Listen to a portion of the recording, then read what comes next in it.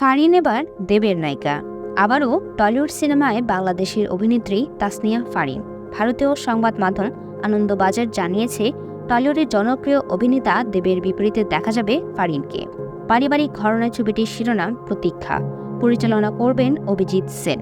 OTT platform ও ইউটিউবের সুবাদে পশ্চিমবঙ্গের দর্শকদের কাছেও তাসনিয়া ফারিন বেশ জনপ্রিয়।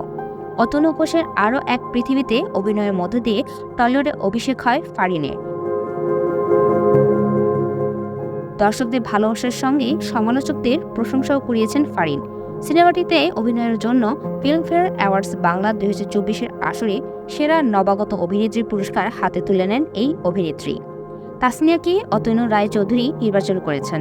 অভিজিৎ সেন ফারিনকে নির্বাচন করার বিষয়ে সংবাদ মাধ্যমকে বলেন, তাসনিয়াকে অতনু রায়চৌধুরী নির্বাচন করেছেন। তার অভিনয় আমারও খুব ভালো লাগে।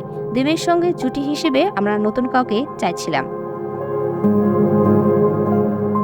প্রতীক্ষার কাহিনী এখনই খোলসা করতে চাননি নির্মাতারা, তবে নামের মধ্যে যেন ছবির গল্পের নির্যাস লুকিয়ে রয়েছে, একটু আন্দাজ করা যায়। পরিচালক জানালেন, গল্প চূড়ান্ত, চিত্রনাট্য নিয়ে কাজ চলছে। প্রতীক্ষার চিত্রনাট্য লিখেছেন শুভদীপ দাস। দেব, অভিজিৎ সেন ও অতনু রায়চৌধুরী বর্তমান সময়ে টলিউডের সফলতম ত্রয়ী বলা যায়। তাদের হিটের হ্যাট্রিক রয়েছে। এবার চতুর্থ সিনেমা করবেন তারা। টনি, প্রজাপতি, প্রধান, এরপর তাদের প্রতীক্ষা কতটা সফলতা পায় তা দেখার অপেক্ষার।